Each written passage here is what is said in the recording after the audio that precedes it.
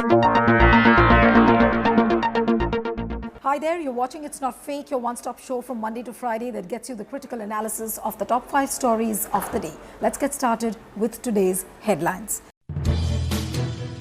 PM cares fund का पैसा NDRF को नहीं होगा ट्रांसफर, सुप्रीम कोर्ट का फैसला। पीएम केयर्स फंड के खिलाफ centre for public interest litigation ने दायर की थी याचिका। फेसबुक विवाद पर कांग्रेस ने लिखी मार्क जुकरबर्ग को चिट्ठी। फेसबुक पर हेट स्पीच मामले पर बीजेपी से साठगांठ का है आरोप। अमेरिकी अखबार द वॉल स्ट्रीट जर्नल ने किया था खुलासा। सुप्रीम कोर्ट के सीनियर वकील प्रशांत भूषण के समर्थन में आए देश भर के कई जज और वकील। कहा कोरोना महामारी के बाद बड़ी बेंच करे केस का रिव्यू। प्रशांत भूषण अवमानना के हैं दोषी। देश में कोरोना से संक्रमित की तुलना में ठीक होने वाले मरीजों की संख्या में हुआ इजाफा। कोरोना रिपोर्ट नेगेटिव के आने के बाद एक बार फिर एम्स में भर्ती हुए गृह मंत्री अमित शाह। और सुशांत राजपूत मामले में पिता से पूछताछ के दौरान ईडी को मिली नई जानकारी। 4 घंटे तक हुई सुशांत के पिता से पूछताछ। सुशांत के सीए से भी ईडी लेगी जानकारी। तो इन सारी खबरों को आपको एक एक करके बताएंगे, उसका विश्लेषण करेंगे, उसके पीछे का सच बताएंगे। लेकिन शुरुआत करते हैं हमारी आज की पहली बड़ी खबर से, और वो है पीएम केयर्स फंड का मामला, जिसकी आज हियरिंग सुप्रीम कोर्ट में हुई थी। आपको ध्यान दिला दें कि centre for public interest litigation ने एक केस फाइल किया था, एक पिटिशन फाइल किया था, जिसमें उन्होंने ये कहा था कि जो पीएम केयर्स फंड में जो पैसे ट्रांसफ़र हुए हैं उन्हें नेशनल डिज़ास्टर रिलीफ फंड में, यानी कि PM national disaster relief fund में ट्रांसफ़र किया जाए। तो इसको लेकर बहुत सारे सवाल उठ रहे थे कि उसमें ट्रांसपेरेंसी नहीं है, पारदर्शिता नहीं है, उसकी ऑडिटिंग भी प्राइवेट ऑडिटर्स से क्यों हो रही है। आखिरकार जितने भी इस समय कॉरपोरेट्स हैं उनको इनकम टैक्स एग्जेम्पशन मिल रहा है उस पीएम केयर्स फंड में पैसा डालने का, तो कहीं ना कहीं अकाउंटेबिलिटी और जवाबदेही का मामला सामने आता है। पब्लिक मनी है, इसको लेकर काफ़ी विपक्षी पार्टीज़ ने भी इसको लेकर सवाल खड़े किए थे। तो आज सुप्रीम कोर्ट में जब इस केस की सुनवाई हुई तो सुप्रीम कोर्ट ने इस पिटिशन को खारिज कर दिया, यानी कि डिस्पोज ऑफ कर दिया, ये कहते हुए कि there is no need for a fresh national disaster relief plan for pandemic. और उन्होंने ये कहा कि अलग से कोई एक महामारी को टैकल करने के लिए एक प्लान की ज़रूरत नहीं। और दूसरी जो बड़ी बात सुप्रीम कोर्ट ने कही कि पीएम केयर्स को सुप्रीम कोर्ट डायरेक्ट नहीं कर सकता है कि वो अपने पैसे नेशनल डिज़ास्टर रिलीफ फंड में ट्रांसफ़र करे। तो अब इसके मायने क्या है, यानी कि पीएम केयर्स पर जो भी सवाल अभी खड़े किए जा रहे थे, चाहे वो पारदर्शिता को लेकर हो, चाहे जवाबदेही को लेकर हो, चाहे उसकी ऑडिटिंग को लेकर हो, चाहे सीएसआर फंडिंग को लेकर हो, तो वो सारे सवाल जो विपक्षी पार्टीज उठा रही थी और जितने भी जो एक्टिविस्ट थे वो बार बार इस बात को कह रहे थे कि एनजीओ, जितने भी एनजीओज़ हैं जिन्हें पैसे सीएसआर के थ्रू मिलते थे, उनके फंड्स की चोकिंग हो गई है, उन्हें पैसे नहीं मिल रहे थे क्योंकि जितनी भी कॉर्पोरेट थी वो सारा पैसा अपने पीएम केयर्स में लगा रही थी। तो उस पिटिशन को आज सुप्रीम कोर्ट ने खारिज कर दिया है। लेकिन आज भी जो बड़े सवाल हैं वो अभी भी बने हुए हैं। अब आपको बता दें कि ऑपोजिशन ने किन किन बातों को बार बार उठाया है। उन्होंने कहा है कि डाउट्स हैं, यानी कि संदेह है उसकी ट्रांसपेरेंसी पर, कि पारदर्शिता पर, कि उस जो एक हैवी अमाउंट पीएम केयर्स में जा रहा है उसका क्या होगा, उसकी ऑडिटिंग प्राइवेट ऑडिटर क्यों कर रहा है, उससे सीएजी से क्यों नहीं किया जा रहा है। और जाहिर सी बात है कि पीएम केयर एक चैरिटेबल ट्रस्ट है, जिसको लेकर सरकार की तरफ से जो वकील थे उन्होंने कहा था, इस बात को कहा कि एक मिसकंसेप्शन है कि जो ये चैरिटेबल ट्रस्ट है इसके पैसे अगर हम किसी स्टैट्यूटरी फंडिंग में डालने के बजाय अगर हम PM national disaster relief fund में डालें, तो उसको लेकर बार बार सरकार इस बात को फाइट आउट कर रहा था। लेकिन दुष्यंत दवे ने अपने आर्ग्यूमेंट्स में जो बातें कही कि PM cares is not subject to audit by CAG. उन्होंने बार बार इस बात को कहा है कि इसकी ऑडिट सीएजी से होनी चाहिए, लेकिन वो नहीं हो रही है। उसके बाद पब्लिक स्क्रूटिनी के लिए क्यों नहीं तैयार है पीएम केयर्स, इसको लेकर बातें कही गई। और क्योंकि उसके कॉन्ट्रीब्यूशंस में 100% टैक्स फ्री है, उसको लेकर भी बार बार सवाल खड़े किए गए हैं। तो जो बड़े सवाल पीएम केयर्स को लेकर उठाए जा रहे थे कि उसमें पारदर्शिता नहीं है और सीएसआर बजट 15,000 करोड़ रुपए सीएसआर का कंट्रीब्यूशन है इस समय पीएम केयर्स को, जिसमें कि टॉप 300 कंपनीज, जो टॉप 300 कंपनीज़ हैं, वो इस समय पीएम केयर्स को ही पैसा दे रही हैं, यानी कि 2/3 जो उनका कंट्रीब्यूशन है वो सीएसआर को जा रहा है। तो ऐसे में सवाल वही खड़ा होता है कि पारदर्शिता हम क्यों नहीं ला सकते, अकाउंटेबिलिटी की बात हम क्यों नहीं कर सकते, ऑडिटिंग की बात हम क्यों नहीं कर सकते। लेकिन इसको लेकर बार बार पीएम ने ही और बल्कि और भी कई मंत्रियों ने ये कहा है कि PM cares is not a public authority, यानी कि वो पब्लिक अथॉरिटी नहीं है। It does not fall under the ambit of RTI, यानी कि आरटीआई के जो नियम हैं वो उस पर लागू नहीं होते, और इंडिपेंडेंट मॉनिटर इसकी मॉनिटरिंग करेगा। तो जो बड़े सवाल जिसको लेकर विपक्षी पार्टी शोर मचा रही थी वो सवाल आज भी बने हुए हैं।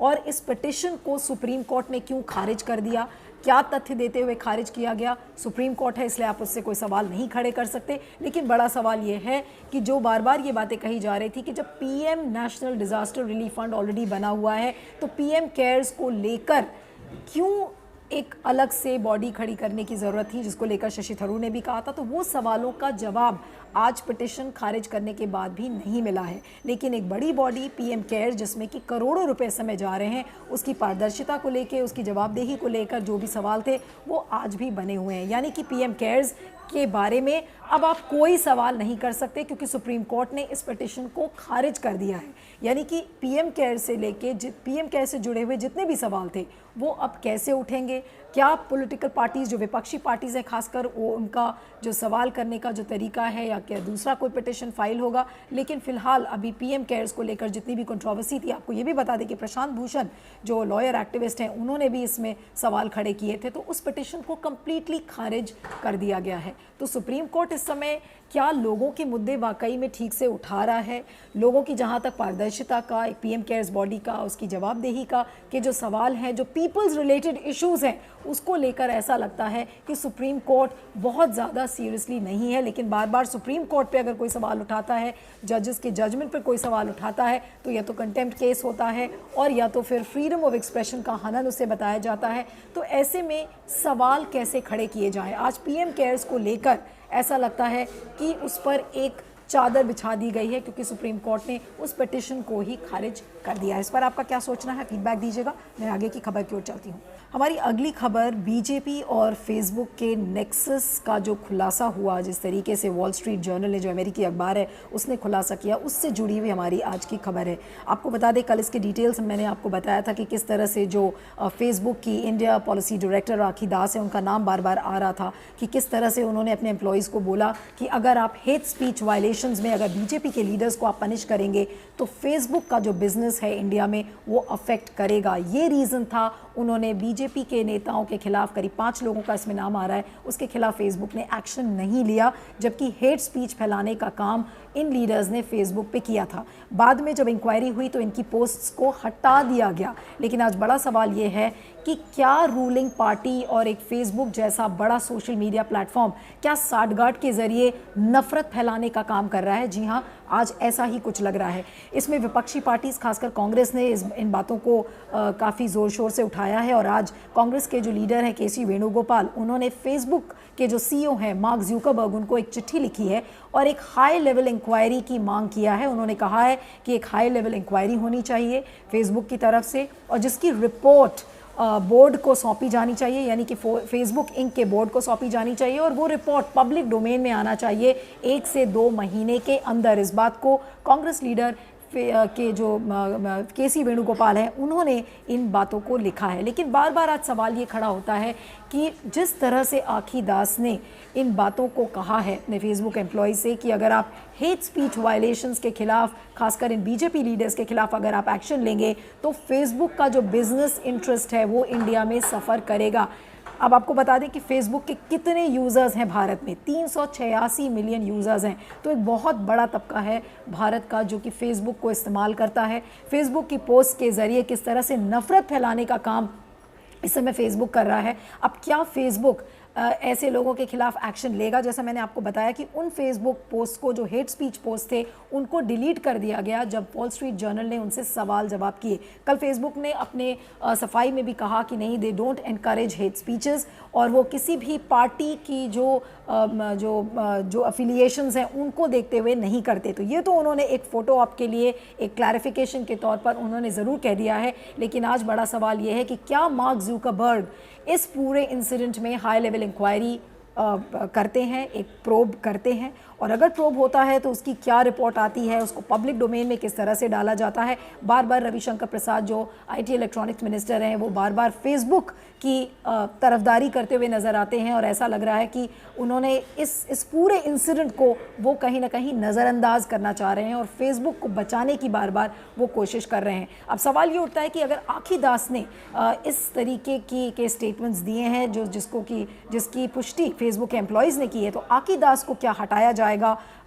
उनके खिलाफ उन्होंने एक FIR दर्ज की है कि लोग उनके पीछे पड़े हुए हैं। साइबर बुलिंग का केस उन्होंने कल उन्हें कंप्लेंट दर्ज की थी और तो ये पूरा मामला एक राजनीतिक मामला बन गया है और एक बहुत ही भयानक सी स्थिति है, क्योंकि जब फेसबुक पर इतनी बड़ी संख्या इस सोशल मीडिया प्लेटफॉर्म को इस्तेमाल करती है तो ऐसे में एक रूलिंग पार्टी जो कि BJP एक नफ़रत फैलाने का काम कर रही है और ऐसे नफ़रत फैलाने वालों के खिलाफ फेसबुक एक्शन इसलिए नहीं लेता है क्योंकि उसका बिजनेस इंटरेस्ट का हनन होता है। तो ऐसे में आप सोच सकते हैं कि फेसबुक जो सोशल मीडिया प्लेटफॉर्म है वो किस तरह से अपने बिजनेस इंटरेस्ट को आगे रखते हुए देश की एकता, देश की प्रभुत्ता और जो एक लोकनायक, जो एक लोकतांत्रिक प्रक्रिया है उसका किस तरीके से हनन हो रहा है, जो देश की यूनिटी है उसको कहीं ना कहीं तोड़ने की भी कोशिश कर रहा है। देश की एकता तो तोड़ने की कोशिश कर ही रहा है इस समय फेसबुक, लेकिन साथ में नफ़रत फैलाने का काम में करने में भी फेसबुक का कितना बड़ा रोल है, वो भी एक रूलिंग पार्टी की साठगांठ से। तो ऐसे में आपका क्या सोचना है ज़रूर बताइएगा। लेकिन फिलहाल केशव वेणुगोपाल ने मार्क जुकरबर्ग को चिट्ठी लिखी है। अब इस पर देखना होगा कि फेसबुक का क्या रिएक्शन आता है। मैं आगे बढ़ती हूँ। हमारी अगली खबर प्रशांत भूषण के कंटेम्प्ट केस को लेकर है। आपको बता दें कि 14 अगस्त को प्रशांत भूषण को अवमानना के केस में दोषी करारा गया था, जिसके बाद करीब 1500 लॉयर्स और जजेस उन्होंने सुप्रीम कोर्ट को एक चिट्ठी लिखी है कि जो ये कंटेम्प्ट कोर्ट है, जो कंटेम्प्ट इनको गिल्टी करारा गया है, इनको दोषी करारा गया है इसमें अवमानना के केस में, so it's a sign of deterioration of free speech, यानी कि अपने देश में जो फ्री स्पीच है उसमें कहीं ना कहीं गिरावट आ रही है, फ्रीडम ऑफ एक्सप्रेशन में गिरावट आ रही है। ऐसा एक लॉयर कलेक्टिव ने इन बातों को लिखा है और उन्होंने इस बात को भी लिखा है कि अगर प्रशांत भूषण के ट्वीट्स अनचैरिटेबल थे, अगर अनएक्सेप्टेबल थे, तो भी सुप्रीम कोर्ट का इस पूरे केस में एक जजमेंट देना अपने आप में एक बहुत ही अजीब सा मैसेज सोसाइटी को जाता है कि आप किसी की आलोचना नहीं कर सकते। और ये एक लोकतांत्रिक प्रक्रिया में एक ऐसा मैसेज कोर्ट की तरफ से नहीं जाना चाहिए था। इन बातों को इन सुप्रीम कोर्ट बहुत सारे लॉयर्स और लॉयर कलेक्टिव्स के जो लोग हैं, जिसमें जजेस भी शामिल हैं, उन्होंने इस बात को लिखा है। और उसमें ये भी बात है कि public confidence in judiciary is built by securing the rights of the people, not by using the law of contempt। यानी कि जो कंटेम्प्ट का जो लॉ है, उन्होंने कहा है कि कहीं ना कहीं फ्री स्पीच का हनन होता है और जो जुडिशरी पर भरोसा है लोगों का वो तभी होता है जब लोगों की राइट्स के लिए लड़ा जाता है। लेकिन अगर लोगों के राइट्स को हम कंटेम्प्ट लॉ से अगर उसको हटा देंगे, उसको तोड़ने की कोशिश करेंगे, तो लोगों का भरोसा जुडिशरी से उठ जाएगा। तो ऐसी बातें भी उन्होंने लिखी हैं। एक जो स्टेटमेंट लॉयर्स की तरफ से और भी आ रहा है कि in the name of holding the dignity and majesty of the court it's an assault of free speech, यानी कि कोर्ट की मैजेस्टी को, कोर्ट की जो पूरी जो डिग्निटी है उसको अपहोल्ड करने के लिए आप फ्रीडम ऑफ एक्सप्रेशन को नहीं दबा सकते हैं। It's a calculated assault on legal profession कि आप लॉयर्स की आवाज़ को भी दबाने की कोशिश कर रहे हैं, ऐसा इन लॉयर्स का मानना है। और एक silenced bar does not strengthen the strength of the court, ऐसा लॉयर्स का कहना है कि अगर आप बार और बेंच को ही बिल्कुल आप साइलेंस कर देंगे, लॉयर्स को बोलने ही नहीं देंगे, तो एक तरीके का लीगल प्रोफेशन पर भी एक बहुत बड़ा प्रहार है। और अगर आप लॉयर्स की आवाज़ दबा देंगे, उन्होंने कहा कि लॉयर्स वो लोग हैं जो कि बिल्कुल इन एंड आउट जानते हैं कि जुडिशरी अपने आप को कैसे कंडक्ट करती है, इंडिविजुअल कॉन्डक्ट जजेस का कैसा है। तो ऐसे में अगर आप बार की आवाज़ ही दबा देंगे तो जुडिशरी के ऊपर अगर कोई सवाल खड़ा करता है तो उसकी असलियत कैसे सामने आएगी। लेकिन ये पूरा मामला बड़ा मामला है कि अगर आप जजेस के खिलाफ कोई कमेंट करते हैं, क्या जजेस का जो पूरा मामला है क्या वो स्क्रूटनी के लिए तैयार हैं, तो ये अब पूरा मामला एक रिव्यू पिटिशन के लिए जाएगा, क्योंकि प्रशांत भूषण ने एक रिव्यू पिटिशन फाइल किया है जो 14 अगस्त का केस था। तो काफ़ी भारी मात्रा में इस समय प्रशांत भूषण को सपोर्ट मिल रहा है। और जहाँ तक फ्रीडम ऑफ एक्सप्रेशन का सवाल है तो वो बिल्कुल एक नए प्रोटैगनिस्ट, एक नए हीरो के रूप में नज़र आ रहे हैं।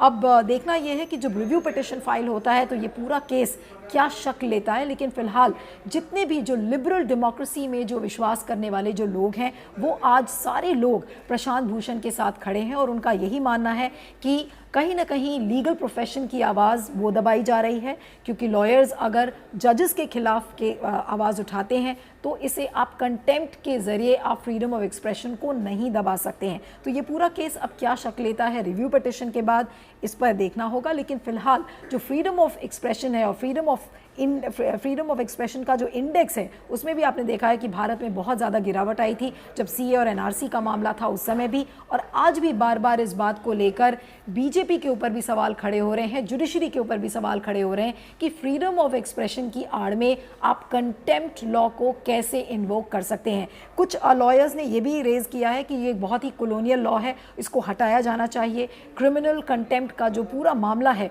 वो एक बहुत ही कॉलोनियल सा कानून है और ब्रिटिशर्स के ज़माने से बुलाया गया कानून है और इसे कहीं ना कहीं हटाना चाहिए। तो अभी एक बड़ी बेंच के सामने रखने की इस पूरे केस को मांग की जा रही है। तो पूरे केस का जो दायरा है वो बढ़ गया है और एक बड़े दायरे में इसको सुप्रीम कोर्ट क्या कहता है इस पर वो बहुत इंटरेस्टिंग होगा, क्योंकि जजेस का कॉन्डक्ट जजेस का अपना जो चरित्र है, किस तरह से वो अपने आप को कॉन्डक्ट करते हैं, खुद जजेस अब इस पर तय करेंगे। तो एक बहुत ही इंटरेस्टिंग केस, एक बहुत ही इंटरेस्टिंग मोड अब ये पूरा केस ले रहा है। इसमें अब सुप्रीम कोर्ट का कैसे संज्ञान लेता है इस पर हमारी निगाहें टिकी होंगी। इस पर आपका क्या फीडबैक है ज़रूर बताइएगा। मैं आगे चलती हूँ। हमारी अगली खबर कोरोना अपडेट्स को लेकर है। जी हाँ, अगर पिछले मैं 24 घंटे की बात करूं तो इस समय 57,584 केसेस सामने आए हैं और टोटल जो कोविड केस लोड है इस समय देश का वो 27 लाख पहुंच चुका है। टोटल नंबर ऑफ डेथ्स वो 51,797 डेथ्स हो चुकी हैं। लेकिन अगर पिछले 24 घंटे की बात करें तो 55,079 केसेस कोविड के सामने आए हैं और 876 मौतें पिछले 24 घंटे में हुई हैं। लेकिन जो एक अच्छी बात है, रिकवरी वो काफ़ी ज़्यादा मात्रा में इस बार हुई है। जो नंबर ऑफ केसेस आए हैं उससे ज़्यादा रिकवरीज हुई हैं, वो एक अच्छी बात है। लेकिन सेरो सर्वेज जो आ रहे हैं, चाहे वो दिल्ली का हो चाहे मुंबई का हो, आज पुणे के सेरो सर्वे के जो रिजल्ट्स आए हैं उसमें ये बताया जा रहा है कि 51% लोग ऐसे हैं जिनमें ऑलरेडी कोरोना की एंटीबॉडीज़ पाई गई हैं, यानी कि उनको किसी न किसी स्टेज पे इन्फेक्शन हुआ ही होगा, ऐसा पुणे का सेरो सर्वे कह रहा है।